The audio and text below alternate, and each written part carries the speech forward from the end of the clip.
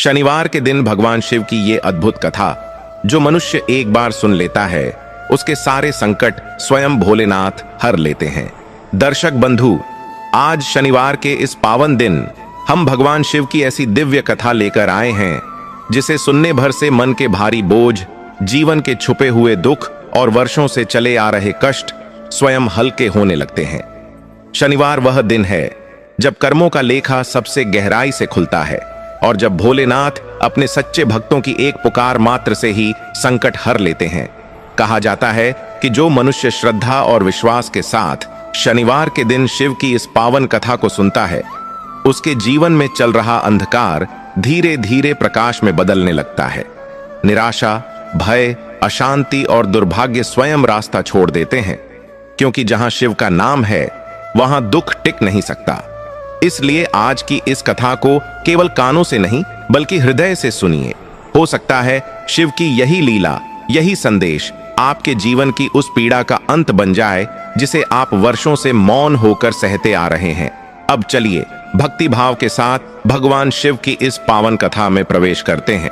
लेकिन दर्शक बंधु, शनिवार व्रत कथा को आरंभ करने से पहले एक अत्यंत गंभीर और आवश्यक बात आपको अवश्य बताना चाहता हूं।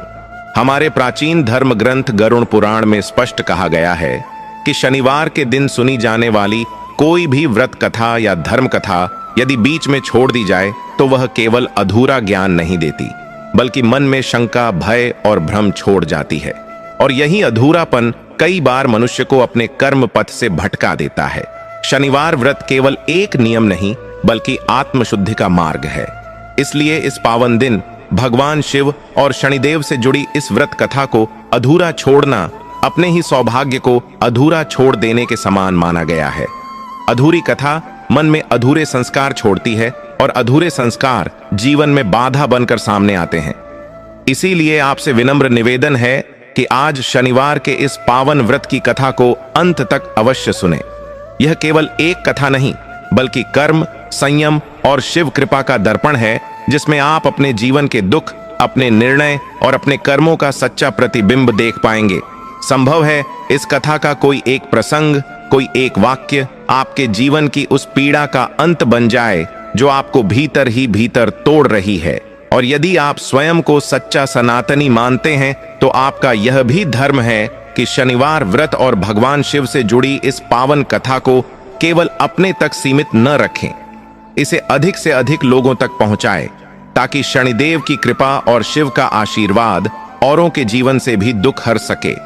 इसलिए इस वीडियो को लाइक करें, अपने परिवार और मित्रों के साथ साझा करें और हमारे चैनल भैरम पावर को सब्सक्राइब करना न भूलें ताकि ऐसे ही पावन व्रत कथाएं और जीवन बदलने वाली शिक्षाएं आपको निरंतर मिलती रहे। तो चलिए श्रद्धा, संयम और पूर्ण विश्वास के साथ शनिवार व्रत की इस दिव्य कथा की शुरुआत करते हैं। बहुत समय पहले की बात है। भारतवर्ष के एक सुंदर और समृद्ध राज्य प्रतापगढ़ पर राजा अर्जुन प्रताप राज किया करते थे। राजा अर्जुन प्रताप का व्यक्तित्व बहुत ही प्रभावशाली था। वे दिखने में जितने सुंदर थे, युद्ध कला में उतने ही निपुण और प्रजा के पालन में उतने ही कठोर और न्यायप्रिय थे। उनके राज्य में कभी किसी को कोई कष्ट नहीं था। चारों तरफ खुशहाली थी, खेतों में फसलें लहलहाती थीं और व्यापार में दिन दूनी रात चौगुनी तरक्की हो रही थी। राजा अर्जुन प्रताप के खजाने हीरे और मोतियों से भरे हुए थे। उनके पास हाथियों, घोड़ों और सैनिकों की एक विशाल सेना थी जिसे देखकर पड़ोसी राज्य के राजा भी थर थर कांपते थे। राजा अर्जुन प्रताप का विवाह सुदूर देश की राजकुमारी तारा से हुआ था। रानी तारा साक्षात लक्ष्मी का स्वरूप थीं। उनके आते ही राजा के जीवन में और भी अधिक शुभता आ गई थी। रानी तारा जितनी रूपवान थीं, उससे कहीं अधिक गुणवान और धर्म कर्म में विश्वास रखने वाली थीं। वह भगवान शिव की अनन्य भक्त थीं। उनका नियम था कि चाहे आंधी आए या तूफान, वह प्रतिदिन ब्रह्म मुहूर्त में उठकर स्नान करती और भगवान शिव की पूजा अर्चना करने के बाद ही जल ग्रहण करती थीं। विशेषकर शनिवार के दिन रानी तारा पूरे विधि विधान से शिव जी और शनिदेव का स्मरण करती थीं, क्योंकि उनका मानना था कि सब कुछ महादेव की कृपा से ही प्राप्त हुआ है। राजा और रानी का एक पुत्र था जिसका नाम था राजेंद्र। राजकुमार राजेंद्र अब भी छोटा था, लेकिन उसके चेहरे का तेज बता रहा था कि वह भविष्य में एक महान योद्धा बनेगा। राजा अर्जुन प्रताप अपने पुत्र से बहुत प्रेम करते थे। राजकुमार की एक हंसी पर पूरा महल निछावर हो जाता था। राजा को लगता था कि उनके पास दुनिया की हर खुशी है, एक सुंदर पत्नी, एक होनहार पुत्र और एक विशाल साम्राज्य। लेकिन कहते हैं ना कि जब इंसान के पास सब कुछ होता है तो कभी कभी उसके मन में एक सूक्ष्म अहंकार जन्म ले लेता है। उसे लगने लगता है कि यह सब उसकी अपनी ताकत और बुद्धि का परिणाम है। राजा अर्जुन प्रताप के मन में भी धीरे धीरे यही विचार जड़ पकड़ने लगा था।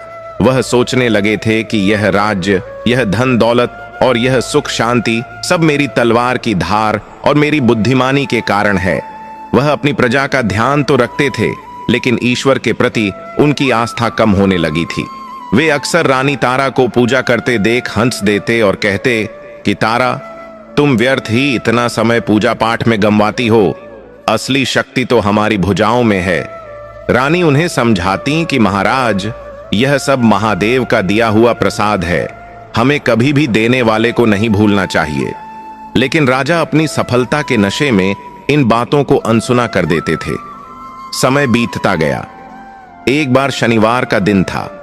यह वही दिन था जब ग्रह नक्षत्र अपनी चाल बदल रहे थे। रानी तारा ने सुबह उठकर राजा से कहा कि महाराज, आज शनिवार है और आज का दिन भगवान शिव और शनिदेव की आराधना के लिए बहुत विशेष है। मैंने पंडित जी से सुना है कि आज ग्रहों का योग कुछ भारी है, इसलिए मेरा आपसे निवेदन है कि आज आप कोई राजकाज या शिकार पर न जाएं। आज हम दोनों मिलकर महल के शिवालय में रुद्राभिषेक करेंगे और दान पुण्य करेंगे। इससे हमारे राज्य और पुत्र राजेंद्र पर आने वाला कोई भी संकट टल जाएगा। राजा अर्जुन प्रताप उस समय अपने अस्त्र शस्त्रों की जांच कर रहे थे। उन्होंने रानी की बात सुनी और जोर से हंस पड़े। उन्होंने अपने कंधों पर रखा हुआ भारी धनुष उठाया और बोले कि रानी, तुम बहुत भोली हो।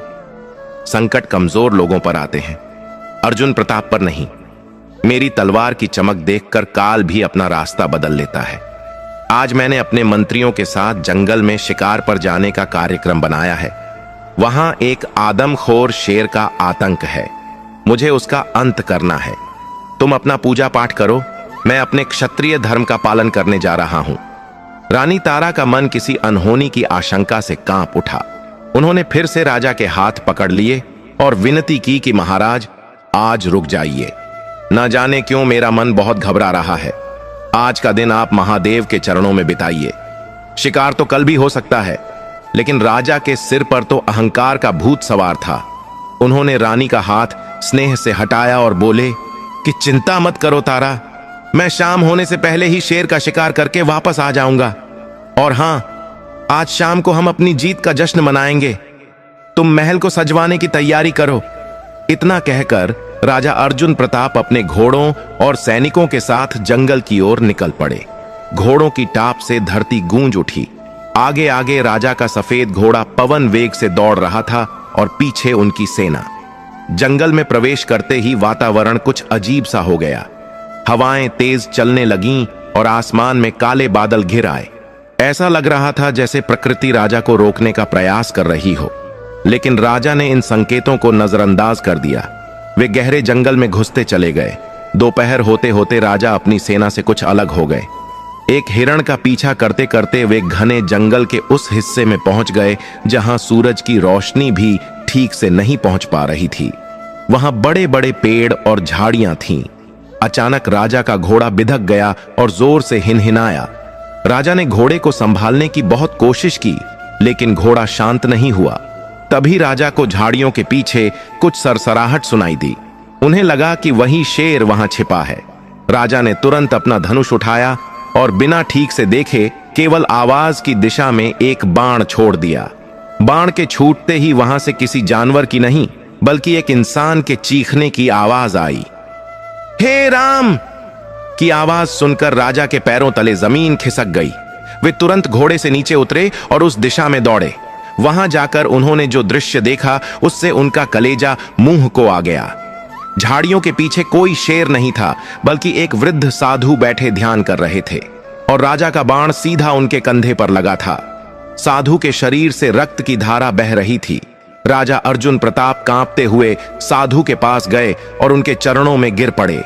मुझसे बहुत बड़ा अनर्थ हो गया अर्षिवर, मैंने अनजाने में आपको बाण मार दिया, मुझे क्षमा कर दें। राजा गिड़गिड़ाने लगे। साधु ने अपनी आंखें खोली। उनकी आंखों में क्रोध नहीं बल्कि एक गहरा दर्द था। उन्होंने राजा की ओर देखा और कहा, राजन, सत्ता और शक्ति के मद में चूर होकर तुमने आज एक निरपराध तपस्वी पर वार किया है, वह भी शनिवार के दिन जब तुम्हें भगवान का स्मरण करना चाहिए था। तुम शिकार के उन्माद में यहां चले आए। राजा बार बार क्षमा मांगते रहे, लेकिन होनी को कौन टाल सकता है। साधु ने कहा, राजन, मैं तो तुम्हें श्राप नहीं दूंगा क्योंकि मैं शिव का भक्त हूं, लेकिन तुम्हारे कर्मों का फल तुम्हें अवश्य मिलेगा। जिस अहंकार के कारण तुमने आज यह कृत्य किया है, वह अहंकार ही तुम्हारे विनाश का कारण बनेगा। आज से तुम्हारे बुरे दिन शुरू होते हैं। तुम अपना राज्य, अपना परिवार और अपना सब कुछ खो दोगे। तुम्हें दाने दाने के लिए मोहताज होना पड़ेगा, तभी तुम्हें ईश्वर की महिमा और अपनी भूल का एहसास होगा। इतना कहकर साधु ने अपनी आंखें बंद कर लीं और समाधि में लीन हो गए। राजा अर्जुन प्रताप बदहवास होकर वहां से अपने महल की ओर भागे। उनका मन ग्लानि और भय से भरा हुआ था। रास्ते भर उन्हें रानी तारा की चेतावनी याद आती रही, आज शनिवार है महाराज, आज रुक जाइए। रानी के शब्द उनके कानों में गूंज रहे थे। जैसे ही राजा महल पहुंचे, उन्होंने देखा कि महल के बाहर भारी भीड़ जमा है और लोगों के चेहरों पर हवाइयां उड़ी हुई हैं। महल के द्वार पर मंत्री दौड़ते हुए आए और बोले, महाराज, गजब हो गया। पड़ोसी शत्रु राजा ने अचानक हमारे राज्य पर चारों तरफ से हमला कर दिया है। उनकी विशाल सेना ने किले को घेर लिया है और हमारे कई सेनापति मारे जा चुके हैं। राजा को अपनी आंखों और कानों पर विश्वास नहीं हुआ। जिस सेना और शक्ति पर उन्हें इतना घमंड था, वह आज ताश के पत्तों की तरह बिखर रही थी। राजा ने तुरंत अपना कवच पहना और युद्ध के मैदान की ओर दौड़े, लेकिन आज भाग्य उनके साथ नहीं था। उस दिन युद्ध में राजा अर्जुन प्रताप की तलवार भी उनका साथ नहीं दे पाई। उनके ही वफादार सैनिकों ने गद्दारी कर दी। शाम होते होते राजा का पूरा राज्य शत्रु के कब्जे में आ गया। शत्रु राजा ने आदेश दिया कि अर्जुन प्रताप और उनके परिवार को बंदी बना लिया जाए या उन्हें राज्य से बाहर निकाल दिया जाए। जान बचाने के लिए राजा अर्जुन प्रताप, रानी तारा और नन्हे राजकुमार राजेंद्र को रात के अंधेरे में एक गुप्त रास्ते से महल छोड़ना पड़ा। जिस राजा के पास सुबह तक सोने का पलंग और 56 भोग थे, रात होते होते वह एक साधारण फटे पुराने कपड़ों में अपनी पत्नी और बच्चे के साथ जंगल में नंगे पैर भटक रहा था। उनके पैरों में कांटे चुभ रहे थे। भूख और प्यास से बुरा हाल था। रानी तारा ने अपनी साड़ी का पल्लू फाड़कर राजकुमार राजेंद्र के सिर को ढका ताकि उसे ठंड न लगे। राजा की आंखों में आंसू थे, लेकिन अब पछताने से क्या हो सकता था। शनिदेव की वक्र दृष्टि और महादेव की अवहेलना का परिणाम सामने था। तीनों भटकते भटकते एक दूसरे राज्य की सीमा पर पहुंचे। वहां एक छोटा सा नगर था। राजा के पास न धन था न कोई पहचान। पेट भरने के लिए काम तो करना ही था।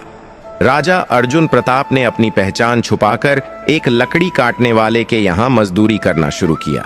वह राजा जो कभी कलम भी नहीं उठाता था, अब दिन भर भारी कुल्हाड़ी चलाकर लकड़ियां काटता था। रानी तारा जो कभी फूलों की सेज पर सोती थीं, अब दूसरों के घरों में जाकर बर्तन मांजने और झाड़ू पोछा करने का काम करने लगी। ये सब देखकर राजा का दिल बैठा जाता था। उन्हें बार बार वह शनिवार का दिन याद आता था। वे सोचते थे कि अगर मैंने तारा की बात मान ली होती और उस दिन शिकार पर न गया होता तो आज यह दुर्दशा न देखनी पड़ती। लेकिन रानी तारा ने इस कठिन परिस्थिति में भी अपना धैर्य नहीं खोया। वह दिन भर काम करती और शाम को जो भी सूखी रोटी मिलती उसे पहले अपने पति और बच्चे को खिलाती और फिर खुद खाती। और सबसे बड़ी बात, इतनी विपत्ति में भी उन्होंने भगवान शिव का नाम लेना नहीं छोड़ा। वह हर समय ओम नमः शिवाय का जाप करती रहती थीं। रानी तारा अक्सर राजा को समझाती, स्वामी धैर्य रखिए, यह हमारे कर्मों की परीक्षा है। महादेव सब देख रहे हैं। जब हमने सुख में उन्हें याद नहीं किया शायद इसीलिए दुख आया है। अब अगर हम इस दुख में उन्हें सच्चे मन से याद करेंगे तो वे हमारे कष्ट जरूर हरेंगे। धीरे धीरे राजा को भी अपनी गलती का गहरा एहसास होने लगा। उनका अहंकार पूरी तरह टूट चुका था। अब वह भी काम करते समय मन ही मन शिवजी से क्षमा मांगते रहते थे। लेकिन अभी उनकी परीक्षा पूरी नहीं हुई थी। कष्टों का तो बस यह आरंभ था। एक दिन की बात है, राजकुमार राजेंद्र को बहुत तेज बुखार हो गया। उनका शरीर तवे की तरह तप रहा था। वैद्य के पास जाने के लिए और दवा खरीदने के लिए उनके पास एक भी पैसा नहीं था। राजा और रानी ने मालिक से कुछ पैसे उधार मांगे, लेकिन मालिक ने उन्हें धक्के मारकर निकाल दिया। बेबस माता पिता अपने बच्चे को गोद में लेकर एक पेड़ के नीचे बैठकर रो रहे थे। तभी वहां से कुछ व्यापारी गुजरे। उन व्यापारियों के दल को देखकर राजा अर्जुन प्रताप की आंखों में उम्मीद की एक किरण जागी। वह तुरंत दौड़कर उनके पास गए और हाथ जोड़कर बोले, हे महानुभावों, मुझ पर दया करें। मेरा बेटा बहुत बीमार है, वह बुखार में तप रहा है। अगर उसे अब भी दवा नहीं मिली तो मैं उसे खो दूंगा। कृपया मेरी कुछ सहायता कर दें, मैं जीवन भर आपका आभारी रहूंगा। राजा की आवाज में एक पिता का दर्द छलक रहा था। उनकी आंखों से आंसू बह रहे थे और वह उन व्यापारियों के सामने गिड़गिड़ा रहे थे। व्यापारियों में से एक सेठ, जो उस दल का मुखिया लग रहा था, उसने घमंड से राजा को ऊपर से नीचे तक देखा। राजा के कपड़े फटे हुए थे और चेहरे पर धूल जमी थी, लेकिन उसकी कद काठी और बोलने का तरीका बता रहा था कि वह कोई साधारण भिखारी नहीं है। सेठ ने अपनी गाड़ी रोकी और बोला, अरे भाई, रोना धोना बंद करो। हम कोई धर्मार्थ संस्था नहीं चलाते। पैसे चाहिए तो कुछ काम करना पड़ेगा। मुफ्त में तो हम किसी को पानी भी नहीं पिलाते। राजा अर्जुन प्रताप ने तुरंत कहा, मैं कोई भी काम करने को तैयार हूं सेठ जी। आप जो भी कहेंगे मैं करूंगा, बस मेरे बच्चे के प्राण बचा लीजिए। सेठ ने कुटिल मुस्कान के साथ कहा, ठीक है, हमारे पास सामान से भरी कई बोरियां हैं जिन्हें पास के नगर की मंडी तक पहुंचाना है। हमारा एक बैल बीमार हो गया है। अगर तुम उस बैलगाड़ी को खींचकर मंडी तक ले जाओगे तो मैं तुम्हें दवा के लिए पैसे दे दूंगा। यह शर्त बहुत कठिन थी। वह गाड़ी बहुत भारी थी और रास्ता पथरीला था। एक इंसान के लिए उसे खींचना लगभग असंभव था, वह भी तब जब राजा ने कई दिनों से ठीक से खाना भी नहीं खाया था। लेकिन एक पिता के लिए अपने पुत्र की जान से बढ़कर कुछ नहीं होता। राजा ने तुरंत हामी भर दी। उन्होंने रानी तारा की ओर देखा और आंखों ही आंखों में उन्हें ढांढस बंधाया। रानी तारा अपने बीमार बेटे को गोद में लिए एक पेड़ के नीचे बैठी रहीं और मन ही मन ओम नमः शिवाय का जाप करती रहीं। राजा अर्जुन प्रताप ने उस भारी गाड़ी को अपने कंधों पर उठाया। जैसे ही उन्होंने गाड़ी खींचनी शुरू की, उनके पैरों की नसें तन गईं। पसीने से उनका पूरा शरीर भीग गया। नंगे पैर पत्थरों पर पड़ते तो छिल जाते, लेकिन राजा ने रुकने का नाम नहीं लिया। वह हर कदम पर महादेव को याद करते और अपने बेटे का चेहरा अपनी आंखों के सामने लाते। रास्ते में कई बार उन्हें लगा कि वह अब गिर जाएंगे। उनकी आंखों के आगे अंधेरा छाने लगा, लेकिन फिर उन्हें याद आता कि उनका बेटा जिंदगी और मौत से लड़ रहा है। इस विचार ने उनमें न जाने कहां से शक्ति भर दी। कड़ी धूप और भूख प्यास सहते हुए राजा ने आखिरकार वह गाड़ी मंडी तक पहुंचा दी। सेठ ने उन्हें कुछ सिक्के दिए जो राजा की मेहनत के आगे बहुत कम थे, लेकिन राजा ने बिना बहस किए उन पैसों को माथे से लगाया और तुरंत वैद्य की दुकान की ओर दौड़े। दवा लेकर जब वह वापस रानी तारा के पास पहुंचे तो उनकी हालत देखकर रानी रो पड़ी। राजा के कंधों पर गहरे घाव हो गए थे और पैरों से खून रिस रहा था। राजा ने रानी को चुप कराया और तुरंत बेटे को दवा पिलाई।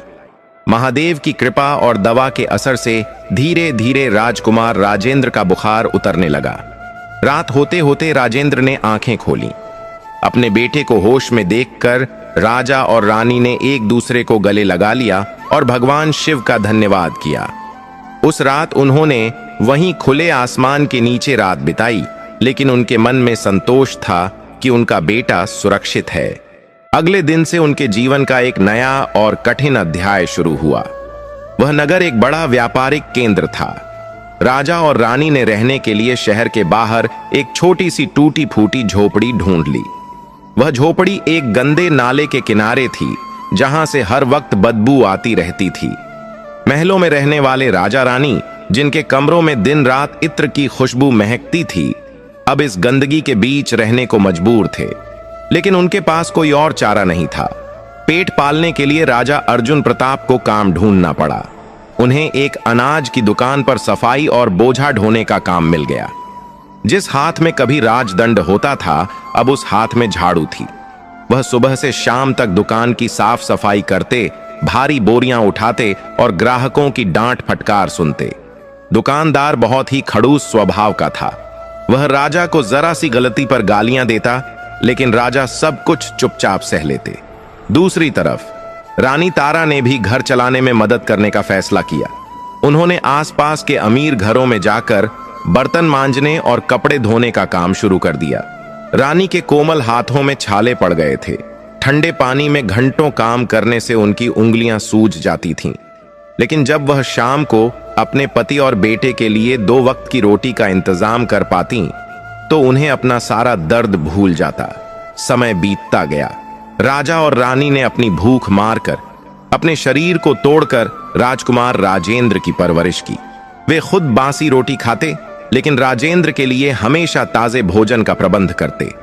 राजा के फटे हुए कपड़े कई जगह से सिली हुए होते, लेकिन राजेंद्र को वह हमेशा साफ और अच्छे कपड़े पहनाने की कोशिश करते। उनका बस एक ही सपना था कि उनका बेटा इन कष्टों को न सहे और एक दिन फिर से अपना खोया हुआ सम्मान प्राप्त करे। धीरे धीरे राजेंद्र बड़ा होने लगा, लेकिन यहां एक बहुत ही अजीब बात होने लगी।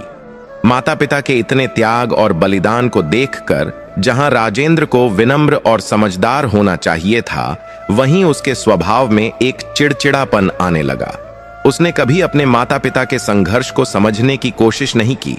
उल्टा वह अपनी गरीबी पर शर्मिंदा होने लगा। जब वह दूसरे बच्चों को अच्छे खिलौनों से खेलते या अच्छा खाते देखता, तो वह घर आकर अपने माता पिता पर गुस्सा करता। एक शाम की बात है। राजा अर्जुन प्रताप अपनी दिन भर की मजदूरी लेकर घर आए। वह बहुत खुश थे, क्योंकि आज दुकान के मालिक ने त्योहार के कारण उन्हें 2 लड्डू दिए थे। राजा ने वह लड्डू खुद नहीं खाए थे, बल्कि अपने बेटे के लिए बचा कर लाए थे। घर आकर उन्होंने बड़े प्यार से राजेंद्र को आवाज दी, बेटा राजेंद्र, देखो मैं तुम्हारे लिए क्या लाया हूं। राजेंद्र, जो अब लगभग 10-12 वर्ष का हो चुका था, बाहर आया। उसने राजा के हाथ में बंधे हुए कागज की पुड़िया को खोला और लड्डू देखे। बजाय खुश होने के उसने मुंह बना लिया और बोला, पिताजी, यह क्या है? मेरे दोस्त तो दुकानों से महंगी मिठाइयां खाते हैं और आप यह सूखे लड्डू लेकर आए हैं। मुझे यह नहीं खाना। कहकर उसने वह लड्डू जमीन पर फेंक दिए। राजा का दिल टूट गया। वह लड्डू उन्होंने अपनी भूख मारकर बचाए थे। रानी तारा ने यह देखा तो उन्हें बहुत दुख हुआ। उन्होंने राजेंद्र को डांटना चाहा। राजेंद्र, यह क्या तरीका है? तुम्हारे पिताजी दिन भर कितनी मेहनत करते हैं, तुम्हें पता भी है।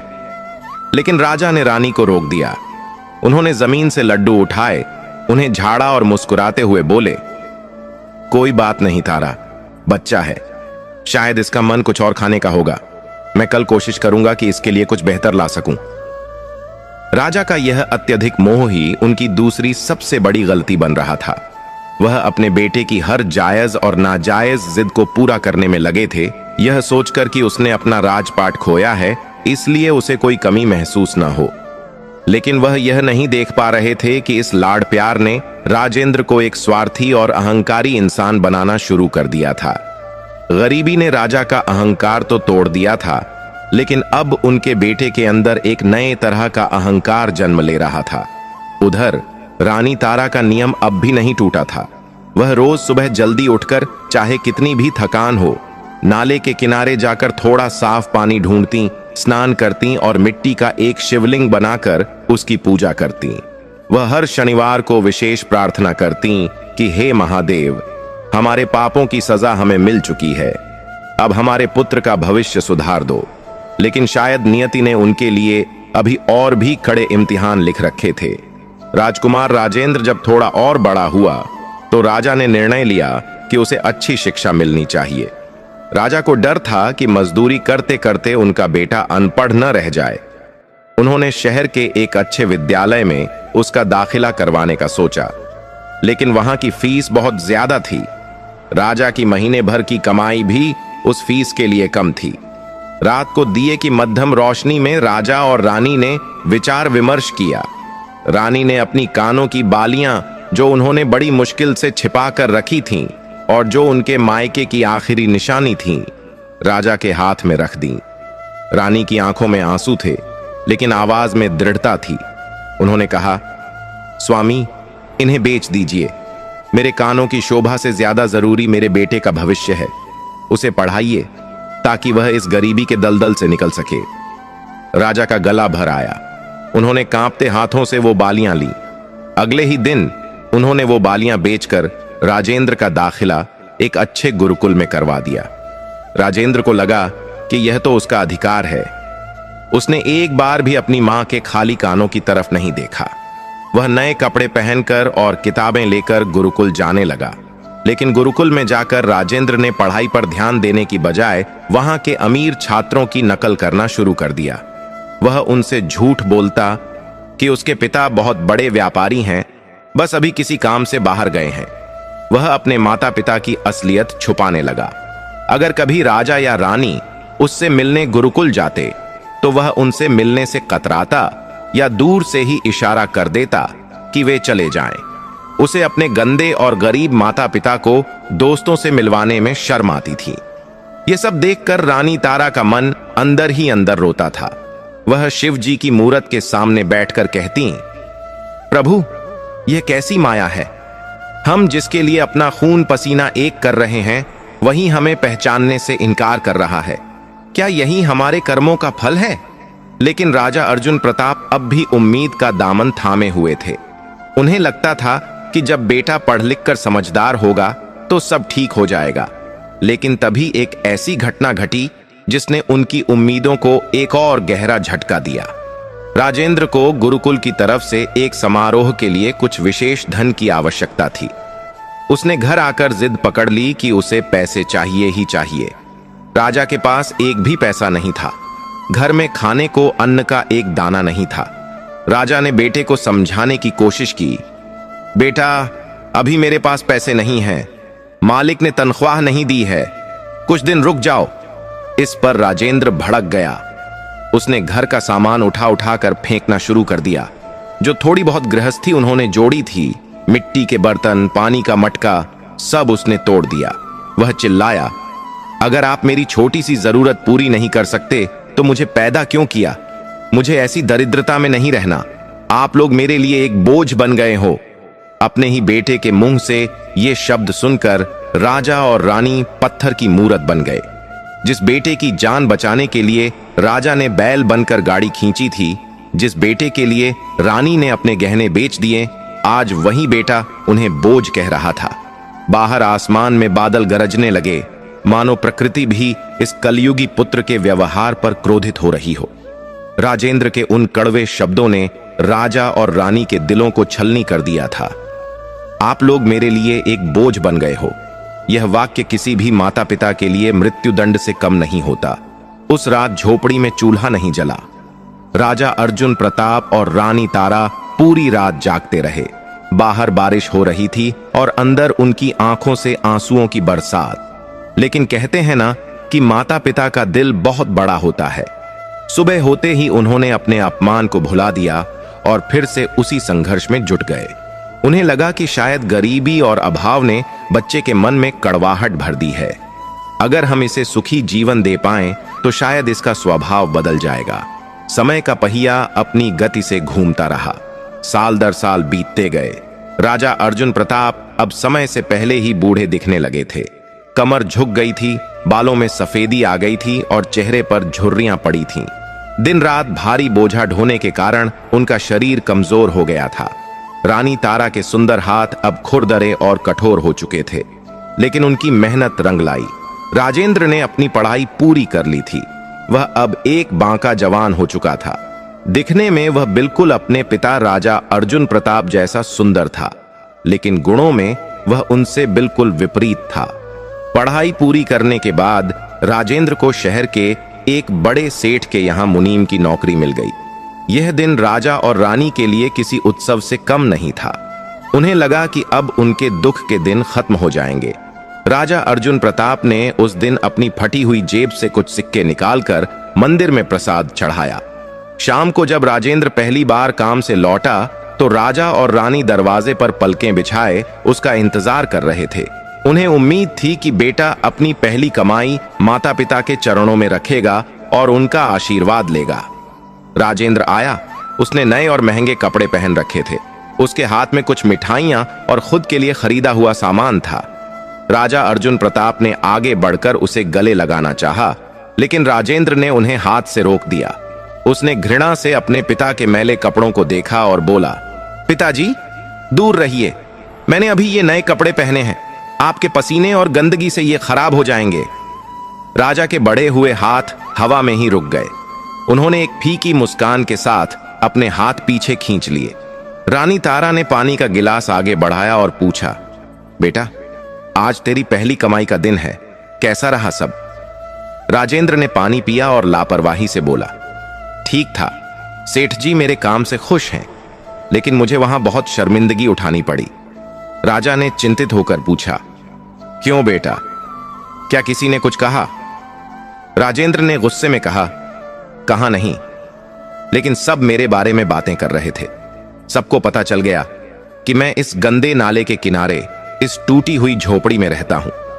मेरे साथ काम करने वाले लोग अच्छे घरों से आते हैं। मुझे डर है कि अगर उन्हें मेरे माता पिता की असलियत पता चल गई तो वे मेरा मजाक उड़ाएंगे।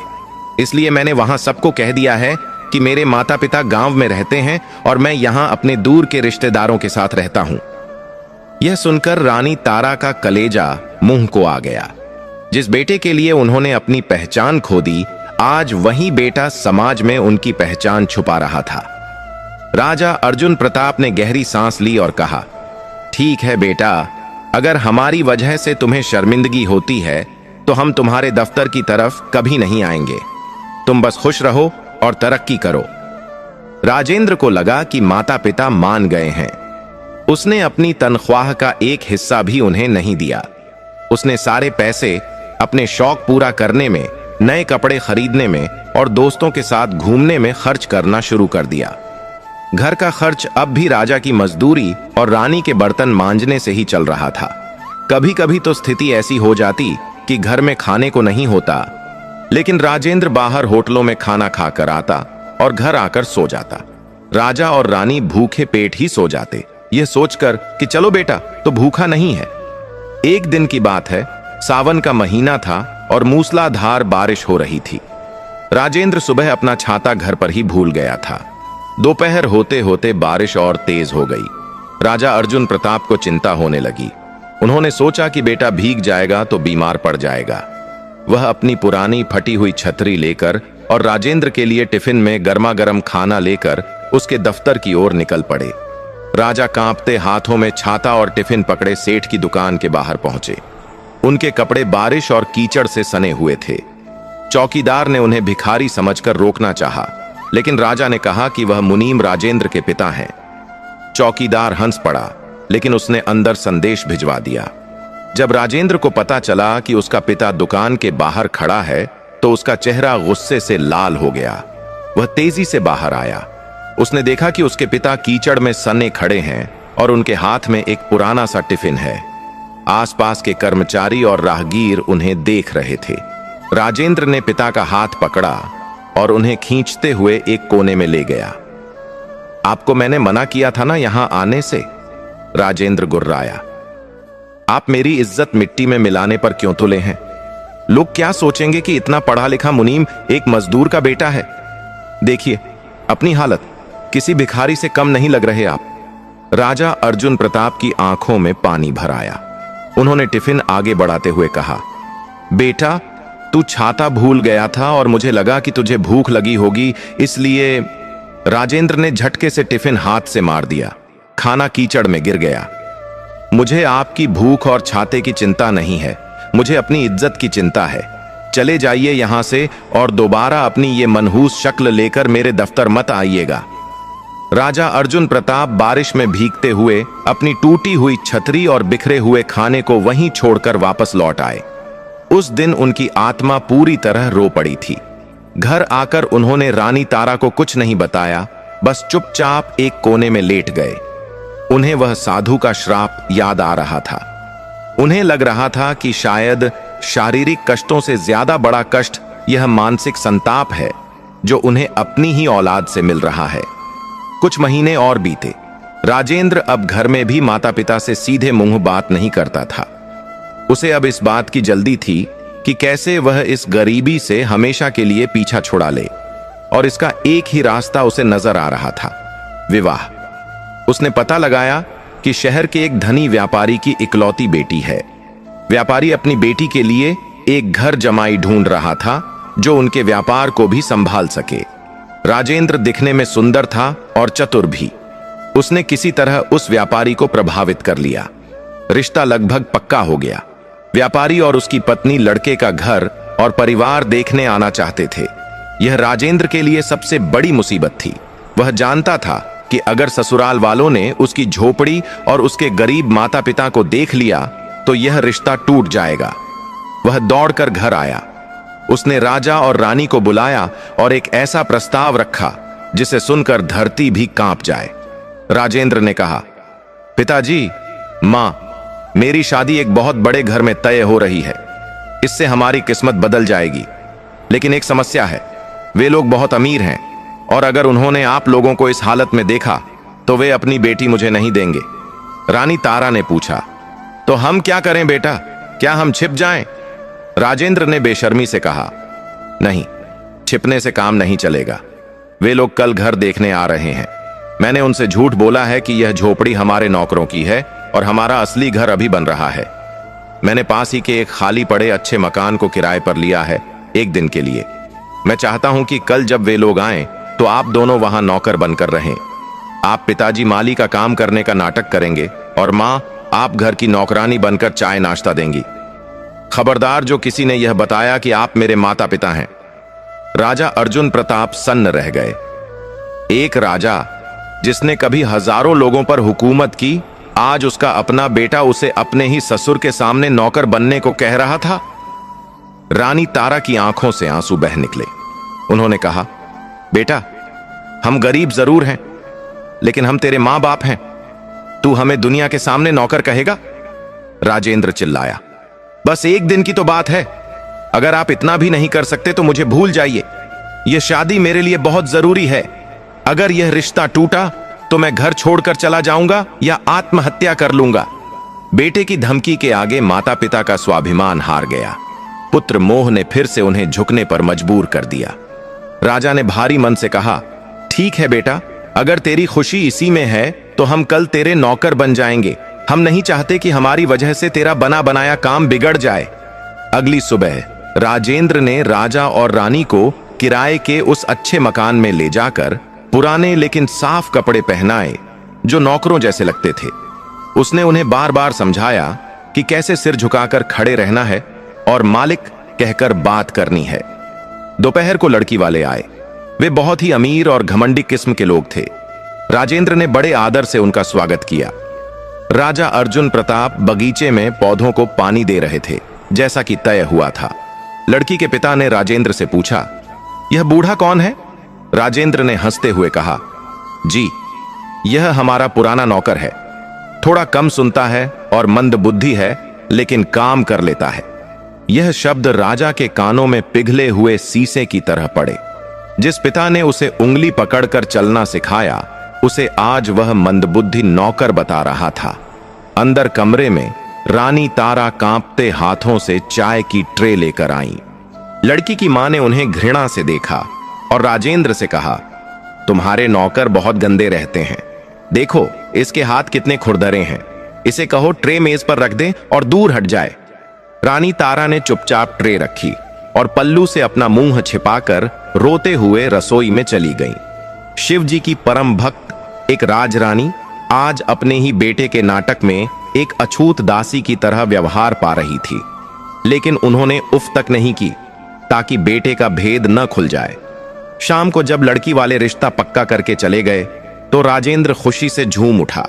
उसने माता पिता के पास जाकर माफी मांगना तो दूर, उल्टे उन्हें आदेश दिया, चलो अब बहुत हो गया, वापस अपनी झोपड़ी में चलो। और हां, शादी तक तुम लोगों को ऐसे ही रहना होगा। शादी के बाद मैं अपनी पत्नी के साथ उसके घर रहने चला जाऊंगा, फिर तुम लोग जैसे चाहो रहना। इस घटना ने राजा अर्जुन प्रताप के अंदर कुछ तोड़ दिया था। उस रात वह सो नहीं पाए। वह आसमान की तरफ देखकर बुदबुदाए, हे महादेव, यह कैसा न्याय है? क्या मेरा अपराध इतना बड़ा था कि मुझे यह दिन देखना पड़ा? मृत्यु दे दो प्रभु, पर ऐसा अपमान अब और नहीं सहा जाता। लेकिन अभी तो दुखों का पहाड़ टूटना बाकी था। शादी का दिन नजदीक आ रहा था और राजेंद्र की योजनाएं और भी क्रूर होती जा रही थीं। उसे डर था कि शादी वाले दिन कहीं उसके माता पिता की असलियत सामने न आ जाए। इसलिए उसने अपने मन में एक खौफनाक फैसला कर लिया था। शादी से ठीक 2 दिन पहले राजेंद्र अपनी उस टूटी फूटी झोपड़ी में आया। उसके चेहरे पर एक कठोरता थी जो किसी जल्लाद के चेहरे पर भी शायद न हो।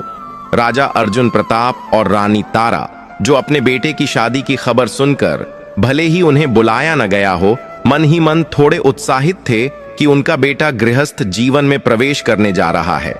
उन्होंने सोचा था कि शायद राजेंद्र उन्हें आशीर्वाद देने के लिए बुलाएगा या कम से कम शादी की मिठाई तो खिलाएगा। लेकिन राजेंद्र ने आते ही जो कहा, उसने माता पिता के रहे सहे अरमानों को भी कुचल दिया। उसने एक पोटली राजा की ओर फेंकी और बोला, इसमें कुछ राशन और 2 दिन का खाना है। मेरी शादी वाले दिन तुम दोनों को इस झोपड़ी से बाहर कदम रखने की भी जरूरत नहीं है।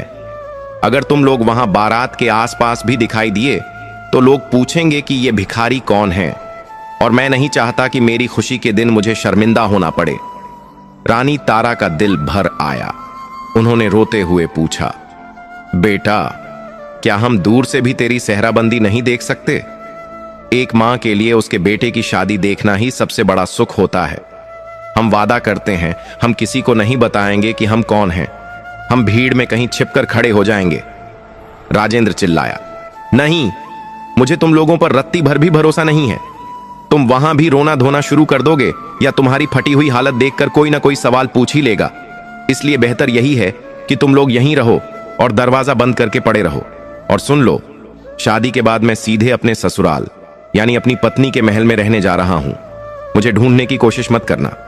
जब मुझे समय मिलेगा मैं खुद यहां आ जाऊंगा। इतना कहकर राजेंद्र वहां से चला गया। वह मुड़कर एक बार भी नहीं देखा। राजा अर्जुन प्रताप पत्थर की तरह वहीं बैठे रह गए। जिस बेटे के लिए उन्होंने बैल बनकर गाड़ी खींची, आज वह बेटा उन्हें अपनी शादी के मंडप से दूर रहने की हिदायत दे रहा था। उस रात झोपड़ी में सन्नाटा था, ऐसा सन्नाटा जो मौत से भी ज्यादा भयानक था। शादी का दिन आया। दूर शहर में शहनाइयां बज रही थीं। आतिशबाजी की आवाजें झोपड़ी तक आ रही थीं। राजा और रानी झोपड़ी के अंदर अंधेरे में बैठे थे। हर एक पटाखा जो फूटता उनके दिल पर हथौड़े की तरह लगता। वे जानते थे कि उनका बेटा अभी घोड़ी पर चढ़ा होगा, अभी फेरे ले रहा होगा। रानी तारा ने अपनी सूखी आंखों से महादेव की तस्वीर की ओर देखा और हाथ जोड़कर कहा, हे प्रभु, भले ही उसने हमें त्याग दिया हो, पर उसे सुखी रखना। उसके जीवन में कभी कोई कष्ट न आए। माता पिता का हृदय तो मक्खन जैसा होता है।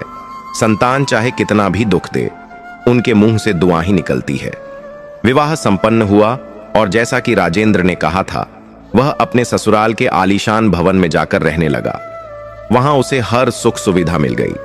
नौकर चाकर, रेशमी बिस्तर, स्वादिष्ट भोजन और समाज में मान सम्मान। वह अपनी नई जिंदगी में इतना मशगूल हो गया कि उसे याद ही नहीं रहा कि शहर के उस गंदे कोने में उसके बूढ़े माता पिता जिंदा भी हैं या मर गए। इधर राजा और रानी की हालत दिन ब दिन खराब होती जा रही थी। राजेंद्र के चले जाने के बाद राजा अर्जुन प्रताप को गहरा सदमा लगा था। वह बीमार पड़ गए। उन्हें तेज बुखार और खांसी रहने लगी। उनका शरीर अब इतना कमजोर हो चुका था कि वह बिस्तर से उठ भी नहीं पाते थे। भारी बोझा उठाना तो दूर की बात थी। चूंकि वह काम पर नहीं जा पा रहे थे, इसीलिए अनाज की दुकान वाले मालिक ने उन्हें काम से निकाल दिया। आमदनी का एकमात्र जरिया भी बंद हो गया। रानी तारा अब अकेली पड़ गई थीं।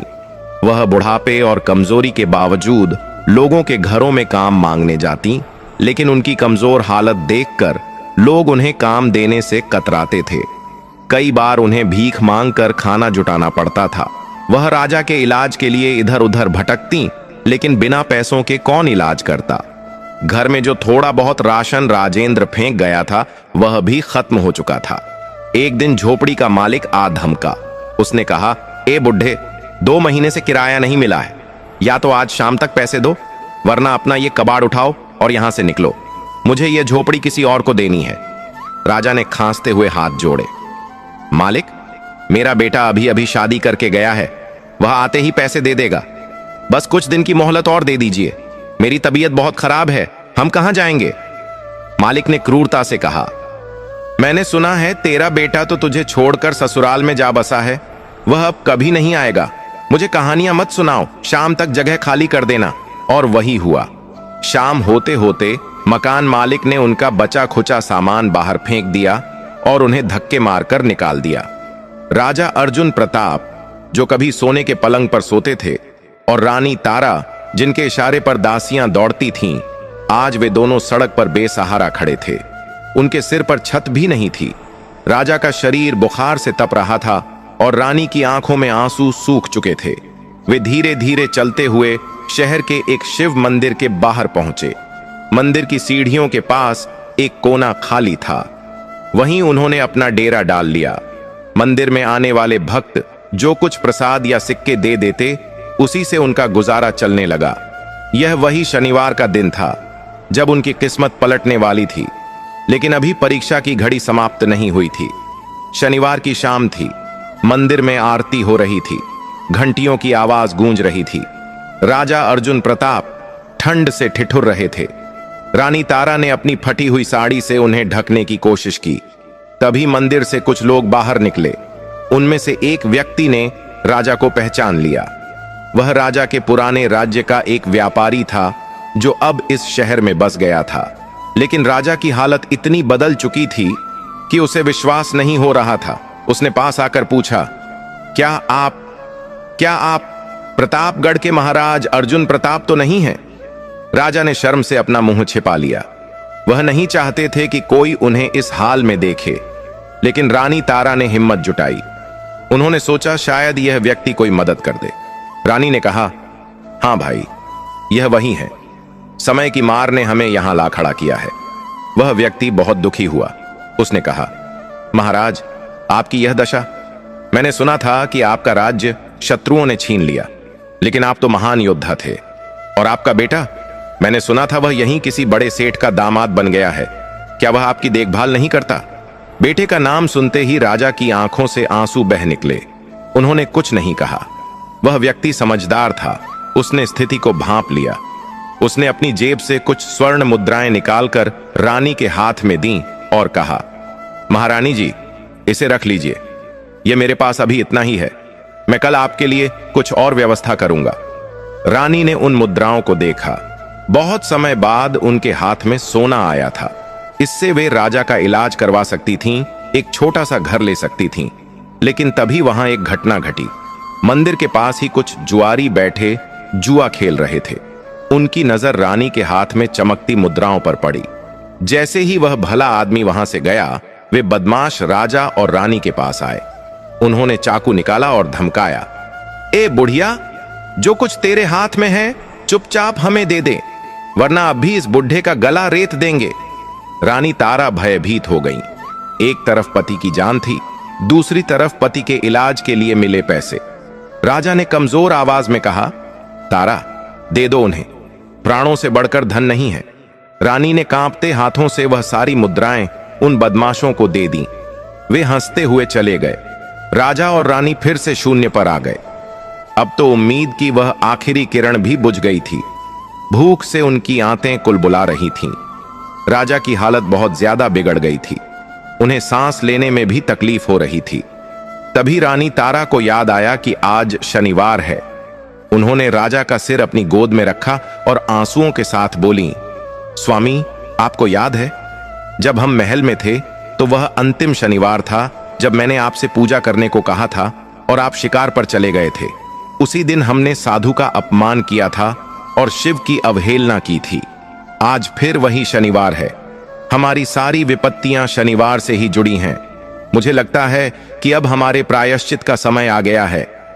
राजा ने मुश्किल से आंखें खोली और कहा, तारा, अब तो मेरे पास पूजा के लिए न फूल है, न जल और न ही शक्ति। मैं तो अब मृत्यु की प्रतीक्षा कर रहा हूं। रानी ने कहा, नहीं स्वामी, महादेव भाव के भूखे हैं। आज हम इस मंदिर की सीढ़ियों पर बैठकर ही भूखे प्यासे रहकर अपना व्रत पूरा करेंगे। हम शिव जी की वह कथा सुनेंगे और सुनाएंगे जो शनि प्रदोष के दिन कही जाती है। मैंने सुना है कि जो भी सच्चे मन से शनिवार के दिन भगवान शिव की शरण में जाता है और अपनी गलती स्वीकार कर लेता है, उसके सारे पाप धुल जाते हैं। राजा ने हामी भरी। उस घोर संकट की घड़ी में जब उनके पास कुछ नहीं था, उन्होंने अपनी बची खुची श्रद्धा बटोरी। रानी तारा ने वहां पास बैठे कुछ भिखारियों और दुखी लोगों को इकट्ठा किया। उन्होंने कहा, भाइयों और बहनों, आज मैं आपको भगवान शिव की एक कथा सुनाना चाहती हूं। हम सब दुखी हैं, शायद महादेव हमारी पुकार सुन ले। रात का समय था। मंदिर के कपाट बंद हो चुके थे, लेकिन बाहर सीढ़ियों पर एक अलग ही दरबार सजा था। रानी तारा ने अपनी कंपकंपाती आवाज में भगवान शिव का स्मरण किया। उन्होंने ओम नमः शिवाय का जाप शुरू किया और फिर कथा सुनानी शुरू की। राजा अर्जुन प्रताप आंखें बंद किए एकाग्र मन से हर शब्द को सुन रहे थे। उनके मन में अब कोई अहंकार नहीं था, केवल पश्चाताप और समर्पण था। रानी तारा ने कथा शुरू की। एक समय की बात है, एक बहुत गरीब ब्राह्मण था जो भगवान शंकर का अनन्य भक्त था। रानी जैसे जैसे कथा सुना रही थीं, वातावरण में एक अजीब सी शांति छाती जा रही थी। हवाएं थम गई थीं और ऐसा लग रहा था मानो साक्षात देवता भी अदृश्य रूप में वहां कथा सुनने आ गए हों। जैसे ही कथा समाप्त हुई और रानी ने भगवान शिव की जयकार लगाई, अचानक आसमान में तेज बिजली कड़की। बिना मौसम के बादल घिर आए और मूसलाधार बारिश शुरू हो गई। सभी लोग इधर उधर भागने लगे, लेकिन राजा और रानी अपनी जगह से नहीं हिले। वे बारिश में भीगते रहे, लेकिन उनका ध्यान नहीं टूटा। तभी एक आश्चर्यजनक घटना घटी। मंदिर का मुख्य पुजारी, जो अपने घर जा चुका था, वह दौड़ता हुआ बारिश में भीगता वापस आया। वह बदहवास सा लग रहा था। उसने आते ही जोर जोर से आवाज लगाई, कहां हैं वो, कहां हैं वो राजा और रानी। लोगों ने उसे राजा अर्जुन प्रताप और रानी तारा की ओर इशारा किया, जो कोने में भीग रहे थे। पुजारी उनके पास दौड़कर गया और उनके चरणों में गिर पड़ा। पुजारी हाँफ रहा था और उसकी आंखों में आंसू थे। उसने कहा, महाराज, गजब हो गया। अभी अभी मुझे स्वप्न में भगवान शिव के दर्शन हुए। उन्होंने मुझसे कहा कि मेरे परम भक्त मंदिर के बाहर भीग रहे हैं और कष्ट में हैं। जाओ और उन्हें ससम्मान मंदिर के अंदर ले आओ। और उन्होंने यह भी कहा कि राजा का प्रायश्चित अब पूरा हो चुका है। यह सुनकर राजा अर्जुन प्रताप और रानी तारा की रुलाई फूट पड़ी। जिस भगवान को वे इतने सालों से मना रहे थे, आज उसने उनकी सुन ली थी। पुजारी ने उन्हें सहारा देकर उठाया और मंदिर के अतिथि कक्ष में ले गया। वहां उन्हें सूखे कपड़े दिए गए और गर्म भोजन परोसा गया। सालों बाद राजा और रानी ने पेट भर खाना खाया और चैन की नींद सोए। लेकिन यह तो केवल शुरुआत थी।